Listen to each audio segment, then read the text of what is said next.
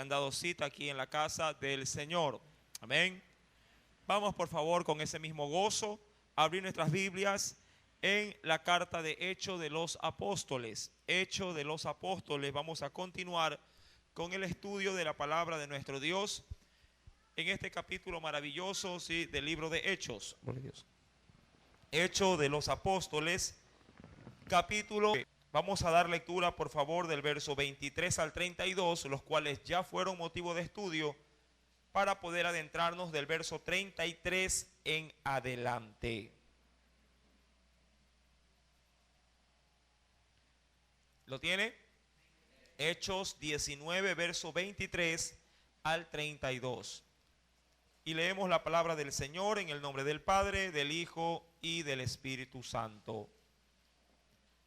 Hubo por aquel tiempo un disturbio no pequeño acerca del camino, porque un platero llamado Demetrio, que hacía de plata templecillos de Diana, daba no poca ganancia a los artífices, a los cuales, reunidos con los obreros del mismo oficio, dijo: varones, sabéis que de este oficio obtenemos nuestra riqueza. Pero veis y oís que este Pablo no solamente en Éfeso, sino en casi toda Asia, ha apartado a muchas gentes con persuasión, diciendo que no son dioses los que se hacen con las manos.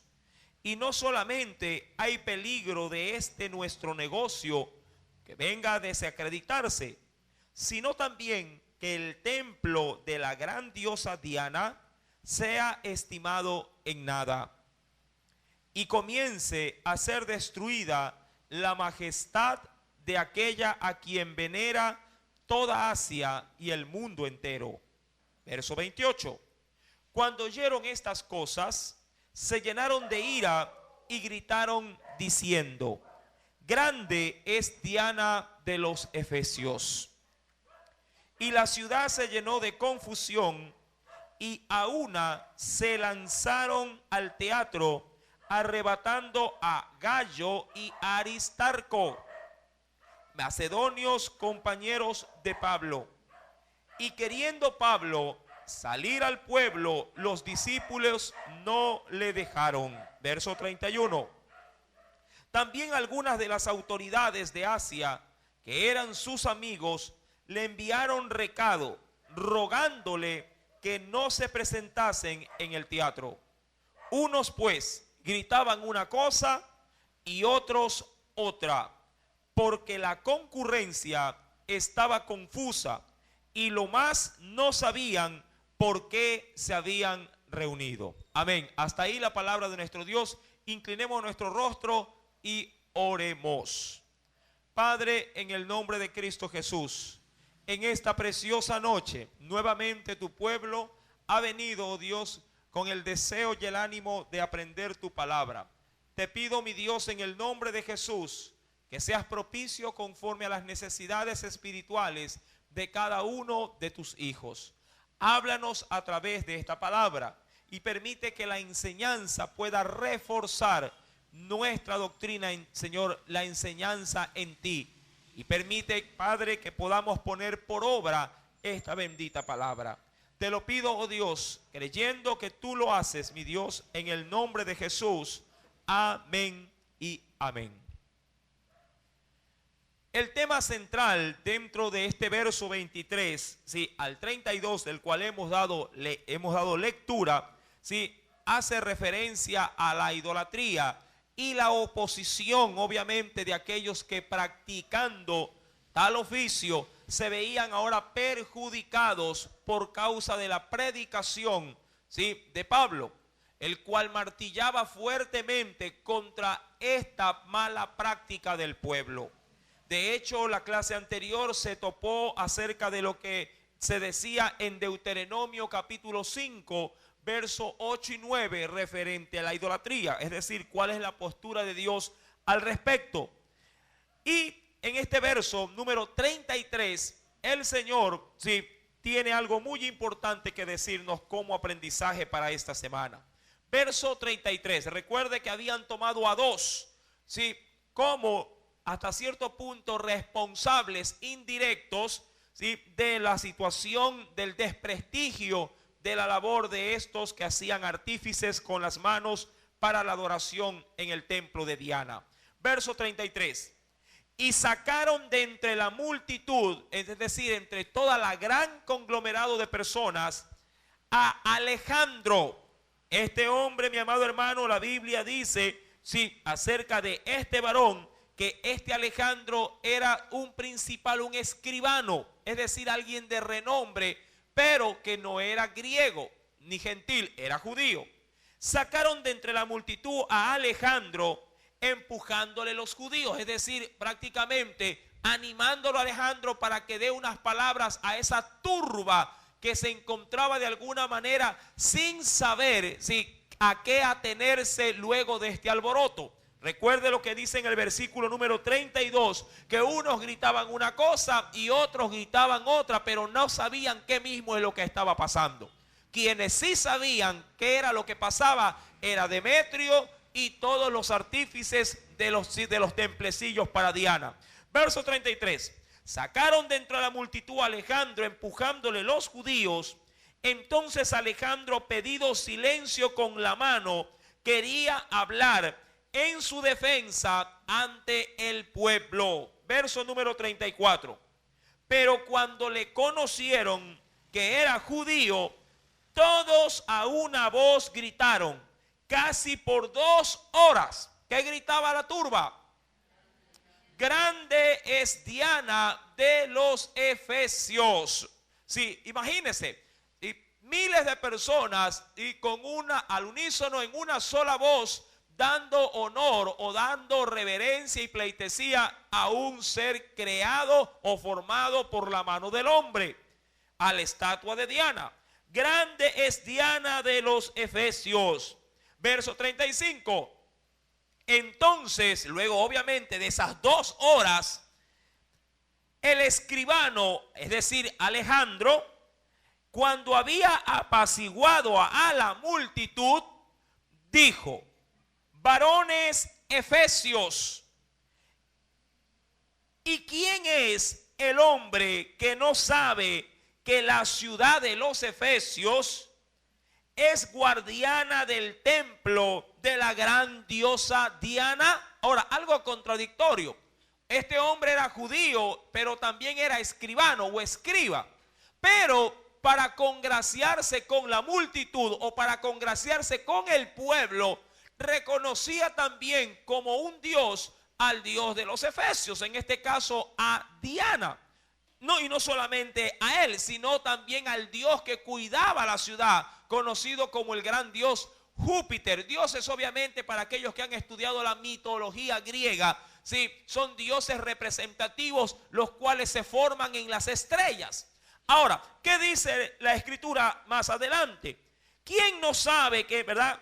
Verso número 35, que ¿quién es el hombre que no sabe que la ciudad de los efesios es guardiana del templo de la gran diosa Diana y de la imagen venida de Júpiter?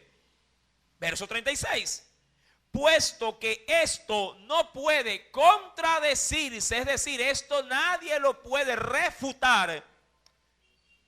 Verso 36. Es necesario que os apaciguéis, es decir, te tranquilices y que nada hagáis precipitadamente. ¿Por qué? ¿Qué quería hacer la turba? De alguna manera quería linchar o dar muerte ¿a quién? A Gayo y a Aristarco, de hombres que lo habían tomado. Verso número 37. Porque habéis traído a estos hombres sin ser sacrílegos ni blasfemadores de vuestra diosa.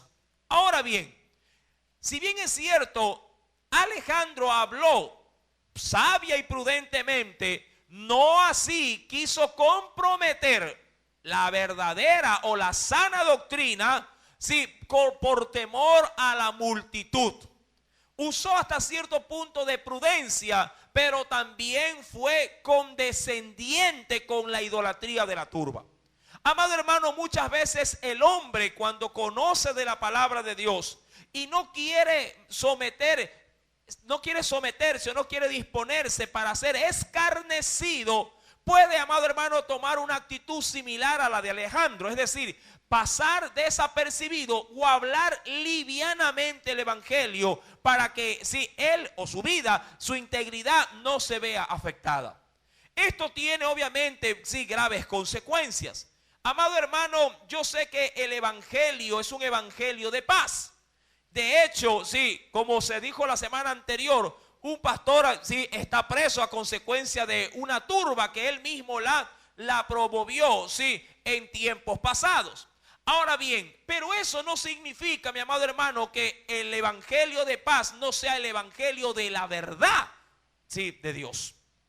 Yo reconozco que el evangelio llama a los hombres al arrepentimiento, pero también reconozco que ese mismo evangelio le dice al hombre pecador que está en pecado.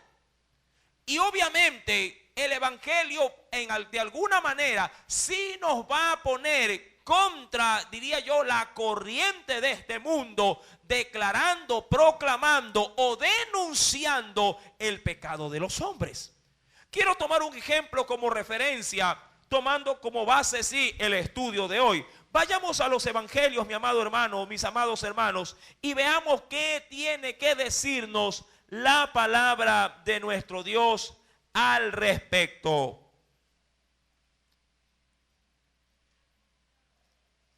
En el evangelio según San Lucas,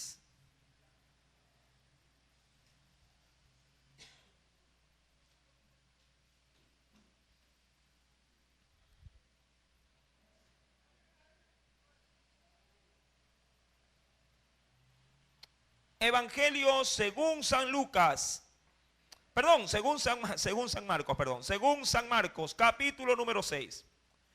Marcos, capítulo 6, verso 14 en adelante. Marcos 6, verso 14 en adelante.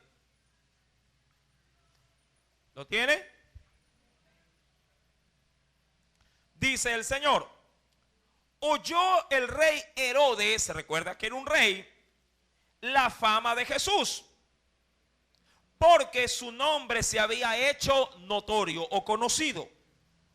Y dijo: Juan el Bautista ha resucitado de los muertos, y por eso actúan en él estos poderes. Otros decían: es Elías, hablando de Jesús, y otros decían: es un profeta o alguno de los profetas. Verso número 16. Al oír esto, Herodes dijo: este es Juan el que yo decapité, que ha resucitado de los muertos. Porque el mismo Herodes había enviado y prendido o capturado a Juan, y le había encadenado en la cárcel por causa de Herodías, mujer de Felipe, su hermano, pues la había tomado, dice ahí, por mujer. Y verso 18, y lea esta parte muy importante. Porque Juan decía, ¿a quién le decía? Juan le decía a Herodes: no te es lícito tener la mujer de tu hermano. Ahora, Juan pudo haberse librado, de buena gana de esta muerte, simplemente pasando desapercibido ante el pecado de este rey. Perfecto, quiso tomar a otra mujer, que la tome, no es mi, que dicen por ahí mucho, no es mi vida, no es mi problema, que haga lo que él quiere. Pero Juan el Bautista, viendo el pecado, viendo el ejemplo que se daba, el cual de alguna manera desviaba a todo el pueblo a hacer lo mismo, Juan decide no callar, sino que se atreve a confrontar el pecado del rey. Y eso molestó ¿a quién? A Herodías, mujer de Herodes, y es por intermedio de ella la cual le dice a su hija que le pida al rey que le mande a cortar la cabeza. Y ese fue el precio de su postura por haberse mantenido en la verdad y haber proclamado también la verdad del evangelio. Vueltos al libro de Hechos de los Apóstoles, sí, a diferencia de Juan el Bautista, Alejandro ve el pecado, ve la idolatría, pero él no quiere meterse en camisa de 11 varas. Y dice, bueno, está bien. Sí, respeto lo de ustedes, sí, que Diana es la diosa de este lugar, así mismo como Júpiter, eso está, sí, bien claro, decía él. Verso número 37 del capítulo 19 de Hechos. ¿Por qué habéis traído a estos hombres sin ser sacrílegos ni blasfemadores de vuestra diosa? Que si Demetrio, recuerde que todo se debió a este levantamiento de Demetrio, porque fue él el gestor de este problema o de esta turba. Si Demetrio y los artífices que están con él tienen pleito contra alguno, audiencia se concede y procónsules hay, dice así, acúsense ahí los unos a los otros. ¿Qué es lo que está diciendo Alejandro? Si tienen problemas contra alguien, vayan a las autoridades correspondientes y ahí formúlense los cargos para poder establecer responsabilidades, si acaso las hay. ¿Qué tiene que decirnos la Biblia al respecto? Vayamos por favor al libro de Romanos capítulo 13. ¿Pedía de pronto alguna locura Alejandro? No, tenía mucha coherencia. Romanos, después del libro de Hechos, capítulo número 13, verso número 1. ¿Qué dice el Señor? 13, verso 1. Romanos 13, verso número 1. ¿Ya lo encontró? Sométase, óigalo bien, sométase. Eso significa que debe de haber en nosotros una actitud de rendición. ¿Bajo quiénes? Sométase toda persona, ¿a qué? A las autoridades superiores. Recuerden la regla bíblica, sométase, es decir, queda subyugado. ¿Sí? Como cuando usted quiere hacer pesar su autoridad de pronto sobre sus hijos. Usted ordena y ellos tienen que obedecer, sea que la ordenanza que usted les dé les guste o no les guste. Así también sobre la autoridad, y hablando secular, la Biblia dice, sométase toda persona a las autoridades superiores. ¿Por qué? Porque no hay autoridades sino de parte de Dios, y las que hay por Dios han sido establecidas. Amén. Alejandro, por así decirlo, coordina con lo que dice Romanos 13, verso número 1. ¿Qué recomienda este hombre? Sí, que se someta esta causa a la autoridad secular. Porque a la verdad, la turba quería linchar, sí, a estos dos hombres. El verso 2 complementa del capítulo 13 de Romanos, sí, lo que se dice. De modo que quien se opone a la autoridad, a lo establecido por Dios, resiste. No, hermano, yo no quiero pagar ese impuesto así anual, de que pronto el impuesto, no lo quiero pagar. Sí, si no lo paga, ¿a quién resiste? Ay, hermano, yo no quiero ir a sufragar, que eso es del mundo. No quiero participar en las elecciones, no quiero salir. Sí, pero amado hermano, eso es una acción, sí, necesaria, sí, y obligatoria. Es un derecho, pero también es una responsabilidad. Usted y yo debemos de entender que diría yo, las cláusulas, los preceptos, los mandamientos que se establecen en nuestras leyes deben de ser respetados, deben de ser asumidos, sí, con responsabilidad, y debemos cumplirlo, como las señales de tránsito, por ejemplo. Si está la luz roja, ¿para qué sirve? Para cruzar, para acelerar y cruzar. ¿Sí? ¿Qué implica? Debemos de hacer un pare. ¿verdad? Es necesario entender, versículo número 2, que si alguien no obedece a la autoridad, dice la Biblia, a lo establecido por Dios, resiste. Y los que resisten acarrean condenación para sí mismo. Volviendo, sí, al libro de Hechos de los Apóstoles, capítulo 19, verso número 39. Y si demandáis alguna otra cosa, en legítima asamblea se puede decidir. Es decir, no es necesario descomponer todo el ambiente social para poder requerir algo de esta situación. Tenemos mecanismos, tenemos leyes, tenemos procedimientos. Ajustense a ellos para poder establecer, sí, las causas y también las obligaciones para con esta situación. Ahora, usted dirá, bueno, hermano, está bien, entiendo esa parte. Pero ¿qué pasa cuando la situación se hace así también, diría yo, complicada dentro de una iglesia? Hay parámetros, hay de alguna manera pautas para poder establecer orden, sí, dentro de problemas que se pudieran llevar a cabo en una congregación. ¿Qué tiene que decir la Biblia al respecto? Acompáñeme por favor a la primera carta de los Corintios y veamos una situación similar, no cuanto a la idolatría, pero sí en cuanto a las situaciones de problemas que no se podían resolver dentro de una congregación. Pablo da ciertas directrices bíblicas frente a estas circunstancias. Primera de Corintios, capítulo número 6. Vamos a leer del verso 5 al verso número 8.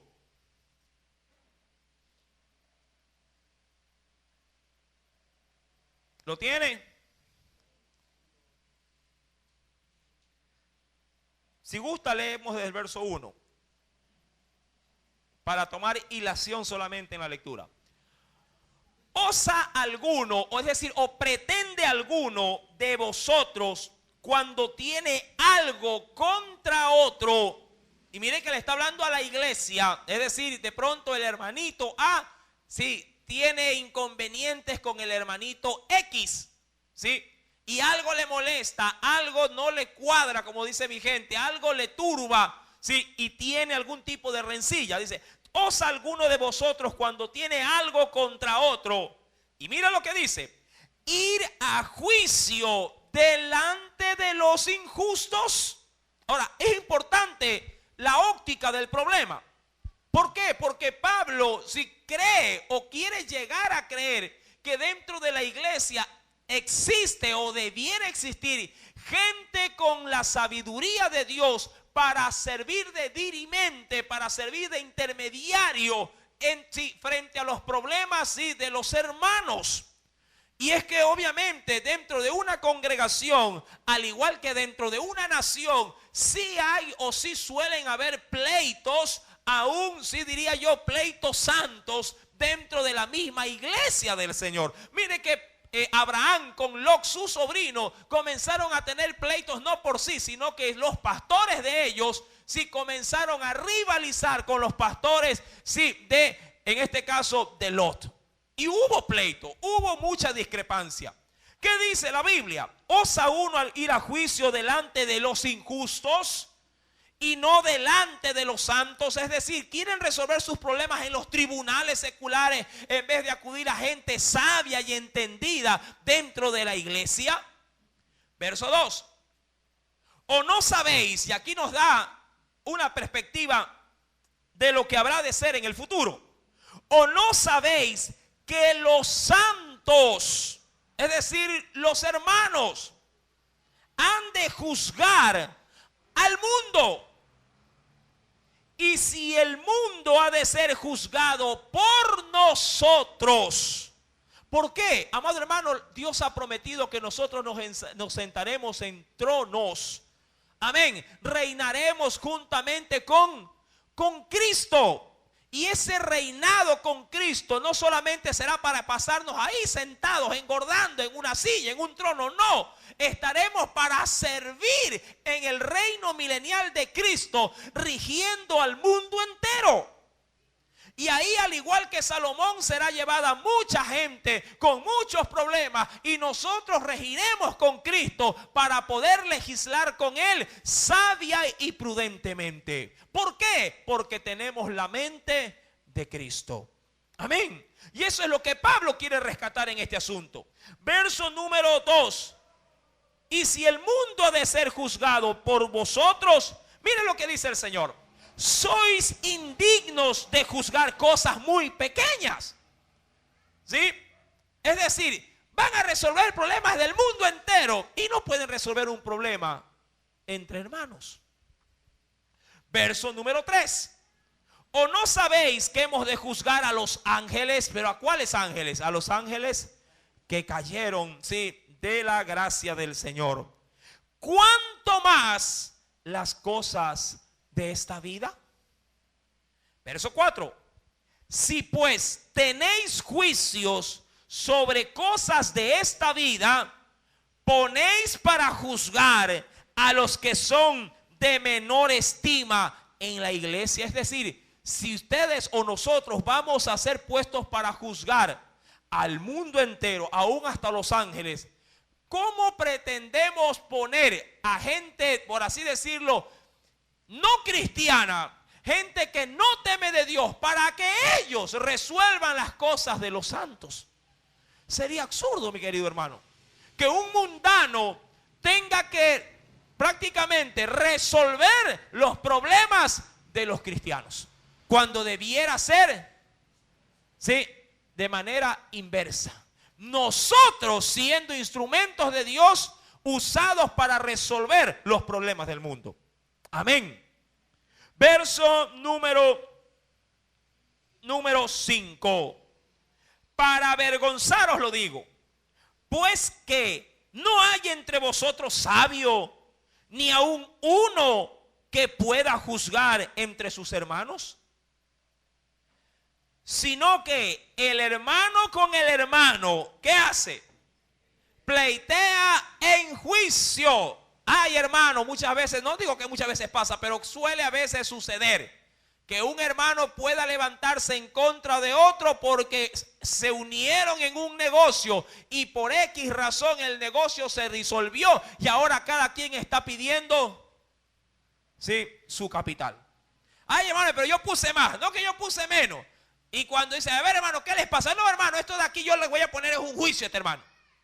Y se va, amado hermano, sí, el pleito a juicio. Y cuando nos damos cuenta, la televisión está encima y los hermanitos han sido ocasión de tropiezo para la gente inconversa.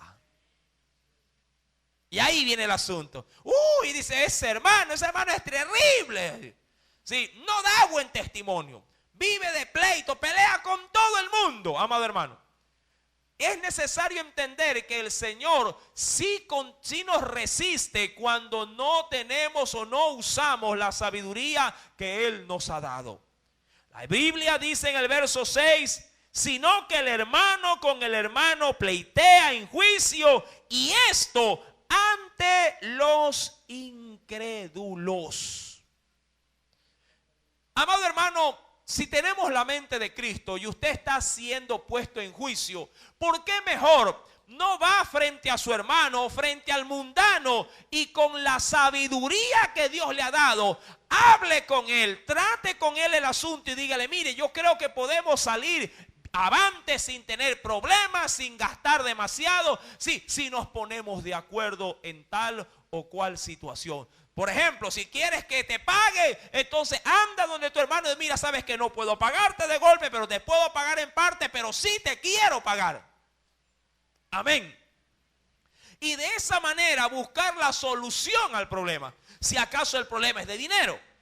Ahora, dice la Escritura en el verso número 7, así que, por cierto, es ya una falta en vosotros que tengáis pleitos. Ahora, claro, ¿por qué se tiene que llevar a estos extremos si el Señor a la iglesia la ha llamado a paz entre nuestros propios hermanos? Pero, amado hermano, sí, ante, digo yo, la inconsistencia de una sólida hermandad, si acaso llega a haber algún tipo de discrepancia, la iglesia misma debería de ser el primer medio por el cual se pueda buscar la paz, se pueda buscar el diálogo o la solución a nuestros problemas. Verso número 7, así que por cierto es ya una falta en vosotros que tengáis pleito entre vosotros mismos. ¿Cuál era la recomendación de Pablo? Pablo no se hacía lío. Dicen, algunos se está enojado contra su hermano, perfecto, hagan algo sabio. ¿Cuál era eso? ¿Por qué no sufrís más bien? ¿Qué dice ahí? Algo que a mucha gente no le gusta. Sufrir más bien el oprobio, es decir, ¿por qué más bien no ponen la otra mejilla? No, es que hermano, es que me dejó pateado con ese billete, dice mucha gente mundana. ¿Verdad? Se me llevó el dinero, ¿qué hago, hermano? ¿Sí? Yo sé que la iglesia en la actualidad no tiene, diría yo, potestad para poder obligarle a un mundano, ¿sí?, que devuelva un dinero. Eso lo hacen las leyes terrenales. Amén. Pero, ¿cuál es la recomendación en sí misma bíblica general para poder, para poder ver el juicio justo de Dios en nuestra vida? Dejarlo en las manos. Claro, yo sé que es difícil y duro eso. No todos tienen esa, diría yo, esa inclinación para que sea Dios quien obre. Mucha gente dice, ¿qué Dios ni qué Dios? Aquí en esto sí va la ley. Y se va por la ley. Ahora, si lo hace, tiene su justo derecho. La Biblia nos da el aval para poder hacer el uso de las leyes terrenales. Amén. Pero la recomendación entre los hermanos, óigalo bien, entre la iglesia es sufrir más bien el agravio. ¿Por qué no sufrís más bien el ser defraudados? Bueno, se lo llevó, perfecto. Que Dios sea, con el hermano haciendo lo que él debe de hacer. Yo confío en él y yo sé que lo que me ha sido perjudicado no era mío, era del Señor. Y el Señor, sabrá cómo cobrar sus deudas. Amén. Volviendo, por favor, al libro de Hechos de los Apóstoles, capítulo 19. Alejandro dice en el verso número 40 del capítulo 19 de Hechos, porque peligro hay de que seamos acusados. ¿De qué cosa? De sedición, es decir, cuidado, esta turba que ha empezado por algo religioso, el Estado vaya a ver que esto es una revuelta civil y nos vayan a atacar o nos vayan a meter en la cárcel. Recuerde que la gente estaba ahí y muchos de ellos ni siquiera sabían por qué estaban ahí. De acuerdo a lo que narra el verso número 32. Cuidado, le dice aquí Alejandro, vayamos a ser acusados de sedición, es decir, de traición, por esto de hoy, no habiendo ninguna causa por la cual podamos dar razón de este concurso o de esta situación. Verso 41. Y habiendo dicho esto, gracias a Dios, ¿qué pasó con Aristarco y con Gayo? Dice ahí, y habiendo dicho esto, despidió a la gente. Ahora bien, mis amados hermanos, esta situación, trajo obviamente posteriores consecuencias. Verso número 1 del capítulo 20. Después que cesó o terminó el alboroto, llamó Pablo ¿a quiénes? A los discípulos. Obviamente que ahí debió haber estado también a los dos que cogieron la turba. Llamó a los discípulos y habiéndolos exhortado. Ahora recuerde, la palabra exhortación no significa retar. La palabra exhortación significa animar, fortalecer. Habiéndolos exhortado y abrazado, se despidió y salió para ir ¿hacia dónde? Ahora, ¿los exhortó de qué manera? ¿De en qué los animó? A que cuidado, la fe de ellos vaya a ser contaminada o ellos vayan a ceder a la idolatría a la cual la ciudad de Efesios estaba entregada. Él los exhortó, los animó a que permaneciesen en la fe y obviamente que la iglesia permanezca fiel en su creencia. Se despidió y salió para ir a Macedonia. Verso número 2. Y después de recorrer aquellas regiones y de exhortarles con abundancia de palabras, llegó a la región de Grecia. Verso 3. Después de haber estado allí 3 meses y siéndole puesta acechanza por los judíos para cuando se embarcase para Siria, tomó la decisión ¿de qué cosa? De volver a Macedonia. Y le acompañaron hasta Asia. Mire esta lista de hermanos: Sópater de Berea, Aristarco, Segundo de Tesalónica, Gallo de la región de Derbe, Timoteo, sí, y de Asia fueron 2, Tíquico y Trófimo. Es decir, que ahora Pablo tenía, sí, yo diría, baluartes, tenía ahora discípulos fieles que estaban firmes como aliados y también como recursos, sí, para la obra a la cual él había sido encomendado. Fruto ahora se veía de toda la labor que Pablo había hecho en Macedonia, que había hecho, sí, también en Éfeso, que había hecho en parte también de las ciudades, sí, de Galacia, Derbe, Listra y de toda aquella región. Verso número 5. Estos, habiéndose adelantado, nos esperaron ¿en dónde? En Troas. Verso 6. Y nosotros, pasados los días de los panes sin levadura, que era la fiesta de la Pascua, navegamos de Filipos y en 5 días nos reunimos con ellos en Troas, donde nos quedamos 7 días. ¿Para qué? Para festejar la fiesta de la cual duraba exactamente 7 días. ¿Dónde está eso? Vayamos rápidamente al Antiguo Testamento en el libro del Éxodo.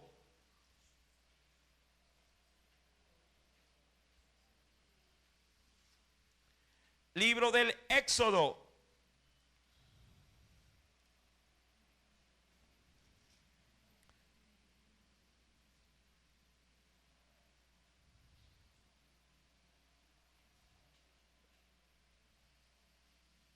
Capítulo 13, verso 7. Éxodo, capítulo 13, verso 7. Recuerde que esa celebración de los panes sin levadura era un recordatorio de la liberación que Dios había hecho sobre el pueblo de Israel. Éxodo 13, verso 7. ¿Qué dice ahí el Señor?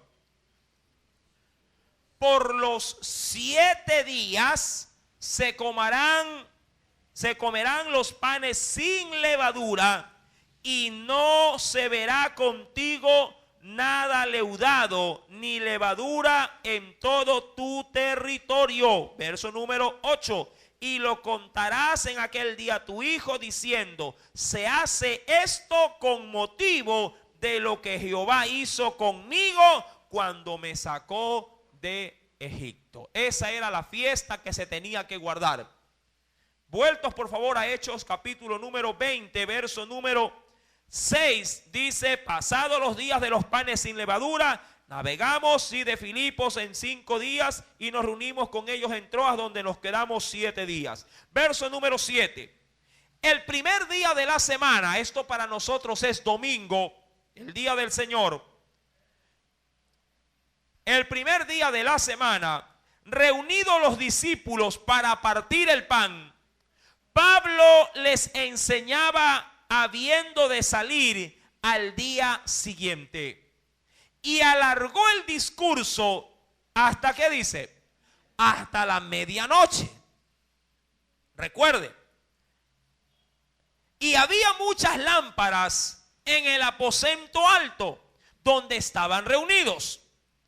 Y un joven llamado Eutico, que estaba sentado en la ventana, rendido de un sueño profundo, por cuanto Pablo disertaba o predicaba o hablaba largamente, vencido del sueño, cayó del tercer piso abajo y fue levantado muerto. Es decir, que se durmió en el culto. ¿Ah? Se durmió en el culto. Pero obviamente Eutico estaba al filo de una ventana, fresco. ¿A cuántos no les arrulla el viento cuando entra por la ventana? Sí, pero se quedó tan profunda dormido que cuando quiso abrir sus ojos no pudo, porque ya estaba en la otra vida. Verso número 9, en la parte final. Vencido del sueño, cayó del tercer piso abajo y fue levantado muerto. Verso número 10. Entonces descendió Pablo y se echó sobre él, y abrazándole dijo: no os alarméis, pues está vivo. Me recuerda a un caso similar con el profeta, ¿quién? Eliseo. ¿Con el hijo de quién? El hijo de la tsunamita. Amén. Muchacho que por cierto no se cayó, sino que le vino un dolor en la cabeza y dijo: ay mi cabeza, ay mi cabeza. Sí, y cuando llegó un momento, el hijo murió en los brazos de su madre. Sí, Eliseo fue hacia el muchacho y se acostó encima del muchacho, su cuerpo encima de él, su frente con la frente del muchacho, para tratar de hacer entrar en calor el cuerpo inerte de este muchacho. Algo muy similar hace el apóstol Pablo con Eutico. Recuerda que era un joven, ¿sí? Verso número 10. Entonces descendió Pablo y se echó sobre él, y abrazándole dijo: no os alarméis, pues está vivo. Ahora, usted y yo sabemos por la escritura que el muchacho estaba muerto. No se cayó de 1 metro de altura, se cayó de una casa de 3 pisos. Amén, 3 pisos de alto. ¿Cuántos metros le quiere dar a 3 pisos? Póngale por bajito, cada piso de 2 metros, por bajito, porque por lo general suele ser de 3. ¿Verdad? 3, 6, 9 metros de altura. Amén. Y no es que cayó apercibido, como para decir: voy a caer de pie, o voy a caer medio inclinado. No, cayó dormido. Ha de haber caído de cabeza ese muchacho. Amén. Dice Pablo: no está muerto, sino que está vivo. Verso número 11. Después de haber subido y partido el pan, es decir, que celebraron la Santa Cena y comido, siguió, dice la Biblia, habló largamente hasta el alba. Es decir, que vigilaron. ¿Verdad? Sí que hablaba este varón, ¿no? Pero hablaba obviamente, ¿qué cosa? La doctrina de la palabra del Señor. Ahora, ¿pero qué pasó con Eutico? ¿Murió o vivió? La Biblia dice en el verso número 12 que se llevaron al joven vivo, y fueron grandemente consolados. ¿Por qué? Porque lo que empezaba como una fiesta espiritual ahora se veía empañado por la muerte de un joven que se había quedado dormido en el culto. ¿Cuántas veces, mi amado hermano, si uno no se cansa, verdad, estando en una iglesia? Hoy en el ayuno muchos estaban ya. No, pero la gran mayoría con gran disposición. Ahora, en los tiempos de oración suele ser lo mismo. La gente se encuentra, ¿verdad?, sentada orando. Están roncando, no están orando, ¿verdad? Ahora, yo entiendo que eso le ha pasado a todos. Me ha pasado a mí, también le ha pasado a usted, ¿verdad? El cuerpo, ¿verdad?, puede ser que quiera, pero el cuerpo es débil. El espíritu, dice la Biblia, que es el que está dispuesto. Jesús tuvo el mismo problema. ¿Con quiénes? Con sus discípulos. Y Jesús le reclamó a sus discípulos que ni una hora habían podido orar con él. Una hora, amado hermano. Ahora, yo no quiero ponerle tiempo a la oración. Yo no le quiero poner tiempo a la búsqueda de Dios, para buscar el rostro de Dios. Pero Jesús sí estableció, o sí se incomodó con los suyos de que ni una hora habían podido orar. ¿Sí? Yo no sé si su tiempo de oración dura 1 minuto. Yo no sé si su tiempo de oración es de 10 minutos, de 5 minutos. Pero a Jesús sí le incomodó, ¿sí?, que sus discípulos tan solamente, ¿sí?, menos de 1 hora, ¿sí?, estuviesen buscando su rostro. Yo creo que el Señor al mismo nivel, digo yo, de nuestra búsqueda, también va a subir nuestra intensidad en el tiempo de oración. Yo no le puedo decir a un recién convertido, hermano, tiene que orar 1 hora y que tiene que leer una Biblia tanto tiempo. No, no. A un recién convertido tiene que empezar desde poco. Sí, desde poco. Sí, recién ha venido a conocer del Señor, empiece 5 minutos a orar. Pero si se lo hace como una plataforma para que pueda ir con el tiempo, subiendo su nivel de búsqueda, subiendo su intensidad de oración. Pero que un cristiano tenga 20, 30 años y que diga, hermano, ya oré, ¿cuánto? 5 minutos hoy día le oré al Señor. Sí deja mucho que desear. ¿Por qué? Porque se sobreentiende que, digo yo, aun cuando esto no depende de la cantidad de años, pero se sobreentiende que debemos de ser ya maduros aún en nuestra forma de buscar el rostro del Señor. Eutico, dice la Escritura, fue, verso 12, llevaron al joven vivo y fueron grandemente consolados. Es decir, que por medio de Pablo se llevó a cabo un milagro, sí, dándole nuevamente la vida a este joven que había muerto, sí, por haberse quedado dormido en el culto. ¿Cuántos están durmiendo?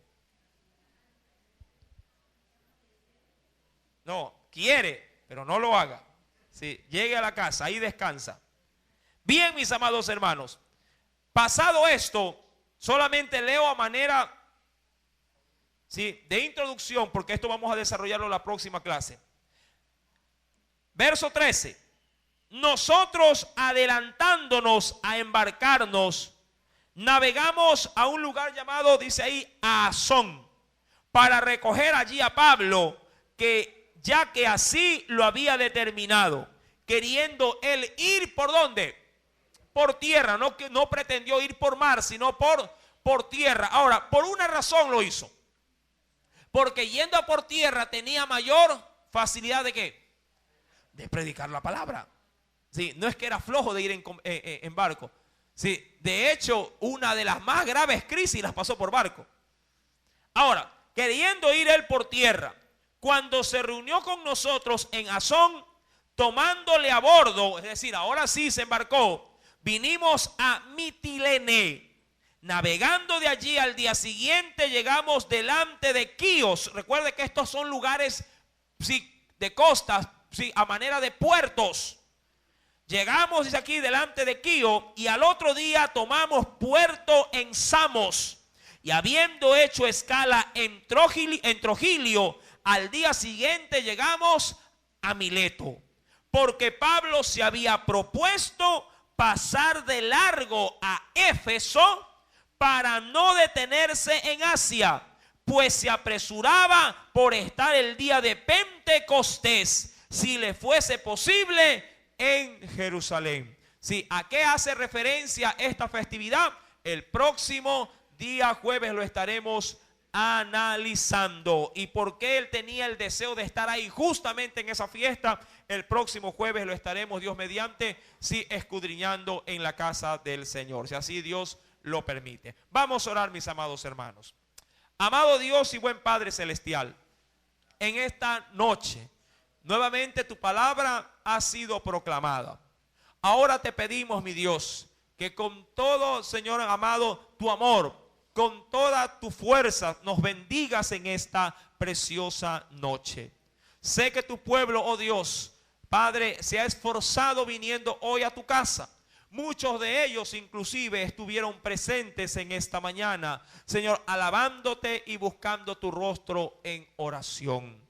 Yo te pido que tú bendigas el esfuerzo que ha hecho cada uno de tus hijos y le concedas el vigor, la fuerza, la vitalidad que tu pueblo necesita, Padre, ya que tenemos entendido que aquel que se esfuerza y es valiente obtiene en ti, mi Dios, las fuerzas necesarias para seguir, Padre, prosperando espiritualmente.